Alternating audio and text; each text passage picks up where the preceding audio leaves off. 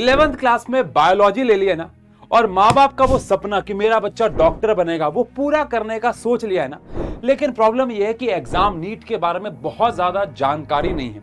अब जब जानकारी नहीं होती है तो बच्चे को ये समझ में नहीं आता कि करना क्या है, कैसे करना और कहां से करना है। तो इस वीडियो में हम बात करने वाले हैं कि नीट का एग्जाम क्या है, नीट का एग्जाम में पैटर्न कैसा आता है, कितने मार्क्स का होता है, क्या एलिजिबिलिटी है, यानी फ्रॉम स्टार्ट टू एंड अगर आप ये पूरी वीडियो देख लेते हो तो नीट के एग्जाम के बारे में आपको हर एक इंफॉर्मेशन मिलने वाली है। गारंटी से कह सकता हूं कि ये वीडियो लास्ट स्टॉप होगी आपकी, आप हर एक चीज के बारे में, नीट एग्जाम के बारे में यहां पे जान के जाओगे।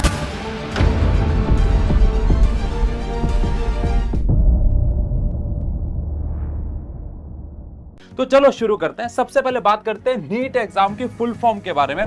बहुत सारे बच्चे नीट एग्जाम क्रैक करना, लेकिन फुल फॉर्म ही नहीं पता होती है। तो NEET नीट एग्जाम की फुल फॉर्म क्या है? National eligibility cum entrance test. Obvious बात है, ये एक एंट्रेंस टेस्ट है। अब इसकी कंडक्टिंग बॉडी यानी कि इसे कंडक्ट कौन करवाता है, तो शायद आप सबों ने NTA के बारे में सुना होगा।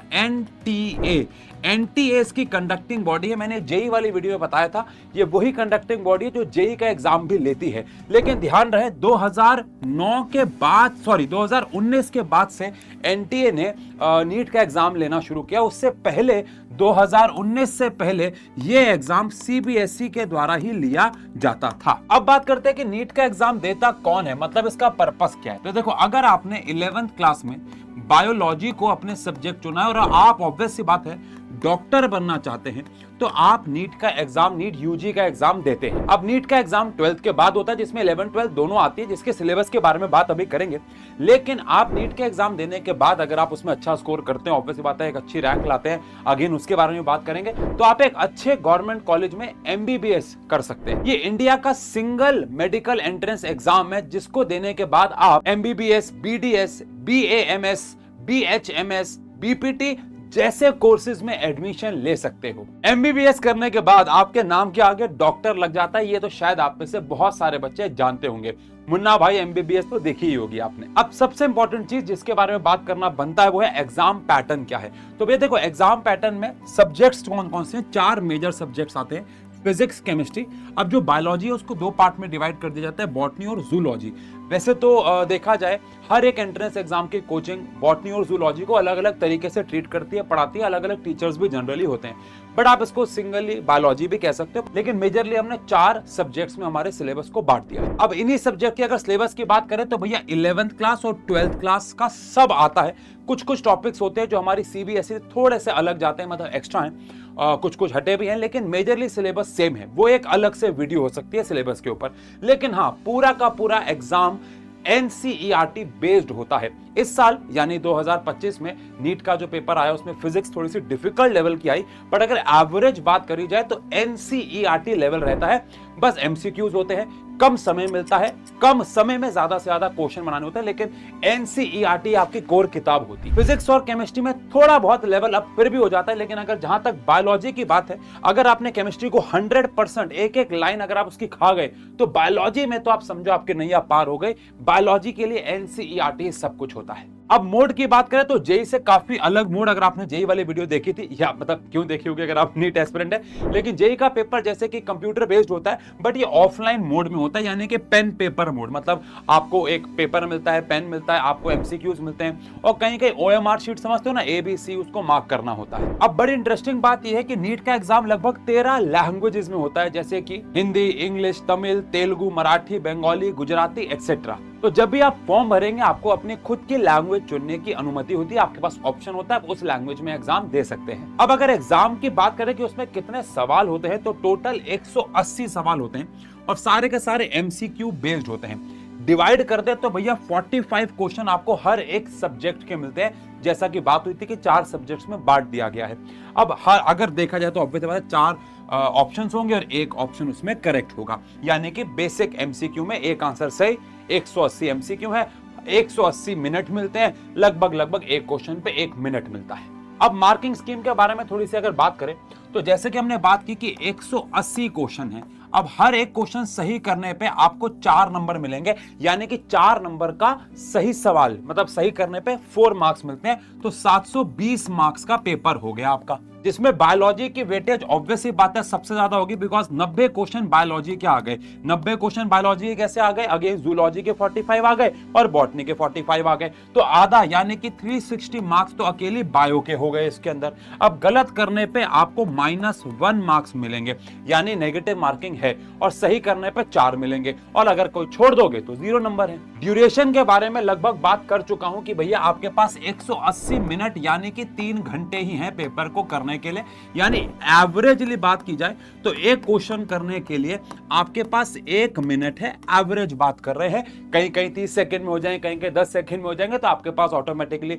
मुश्किल क्वेश्चन करने के लिए समय बच जाएगा, बट एवरेजली एक क्वेश्चन 1 मिनट में करना है। अब इस एग्जाम की एलिजिबिलिटी क्या है, मतलब कौन इस एग्जाम को दे सकते हो? ऑब्वियसली बात है आपको 12th में पास होना होगा, 12th पास आउट होने चाहिए आप, आपके पास फिजिक्स, केमिस्ट्री और बायो होनी चाहिए। बायो नहीं है तो बायोटेक्नोलॉजी होनी चाहिए, लेकिन इनमें से कोई एक सब्जेक्ट होना जरूरी है, फिजिक्स केमिस्ट्री तो होगी ही। अब अगर बात करें तो अगर आप जनरल हैं तो आपके 12th में 50% मार्क्स मिनिमम होने चाहिए। SC, ST, OBC हैं तो 40% मार्क्स होने चाहिए। PWD कोटा के हैं तो 45% मार्क्स आपके होने ही चाहिए। अब एज लिमिट में बड़ी इंटरेस्टिंग बात यह है कि जिस साल आप एग्जाम दोगे उस साल के 31 दिसंबर, मतलब जिस साल आप एग्जाम दे रहे हो उस साल के 31 दिसंबर मतलब एंड तक आपकी उम्र कम से कम 17 साल होनी चाहिए। तो लोअर लिमिट एज तो है, लेकिन अपर लिमिट में कोई लिमिट ही नहीं है, आप किसी भी एज तक ये पेपर दे सकते हो।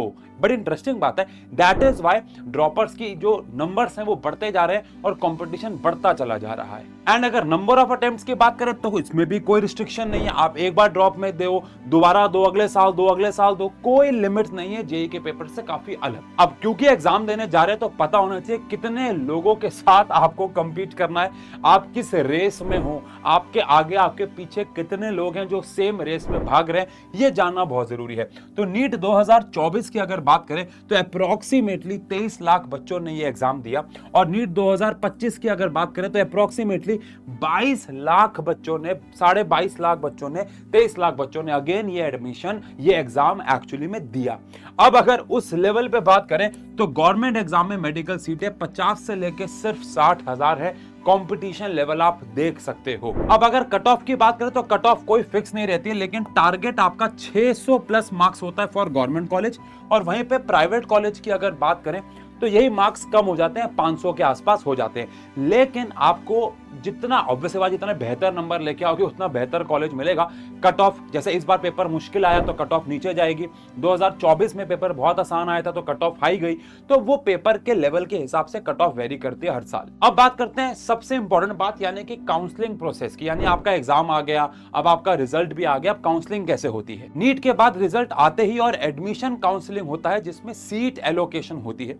ये काउंसलिंग MCC यानी मेडिकल काउंसलिंग कमेटी के द्वारा होती है। ऑल इंडिया कोटा 15%, बाकी 85% सीट्स के लिए स्टेट काउंसलिंग अथॉरिटीज हैंडल करती हैं। आपको ऑनलाइन रजिस्टर करना पड़ता है, कॉलेज और कोर्सेज की प्रेफरेंस देना पड़ता है, और फिर रैंक के हिसाब से आपको खुद एक सीट अलॉट हो जाती है। अब आपको सीट आपके रैंक के हिसाब से मिलेगी, जितना ज्यादा बेहतर आपने मार्क्स स्कोर किया होगा उतनी जितनी अच्छी रैंक आई होगी उतनी अच्छी बेहतर कॉलेज में आपको सीट मिलेगी। जैसे कि सबसे टॉप रैंकर्स को एम्स में दिल्ली बहुत अच्छे बच्चों को यहाँ पे एडमिशन मिलता है, वो आप धीरे धीरे अपनी जर्नी में सीखोगे। अभी मैंने इस वीडियो में नीट के बारे में हर एक इंफॉर्मेशन आपको देने की कोशिश की है। आप चाहो तो इन चीजों का स्क्रीनशॉट ले सकते हो, स्क्रीनशॉट ले सकते हो, screenshot, screenshot, screenshot, screenshot, screenshot, screenshot ले सकते हो। और इस वीडियो में मैंने नीट के बारे में हर एक डिटेल बेसिक लेवल पे जो भी 11th में आया है उसको बताने की कोशिश की। बाकी आपको नीट के रिलेटेड कोई भी और सवाल पूछना हो, और अगर मुझे लगेगा कि उसके ऊपर एक डेडिकेटेड वीडियो बनाई जा सकती है तो मैं साइंस एंड फन एजुकेशन पे जरूर बनाऊंगा। बाकी 11th क्लास के 1 शॉट्स आ चुके 11th 12th पे, और इस चैनल पे बाकी टीचर्स ने डालना शुरू कर दिया है। अपने 11th 12th की पढ़ाई करो, और नीट से रिलेटेड कोई भी सवाल हो तो कमेंट सेक्शन पे पूछने से हिचकिचाना मत। बाकी कमेंट सेक्शन में बताओ कि आप कौन सी क्लास के बच्चे हैं और आप नीट का एग्जाम कौन से साल में देने वाले हैं। मिलते हैं ऐसी और वीडियोस के लिए। Thank you so much.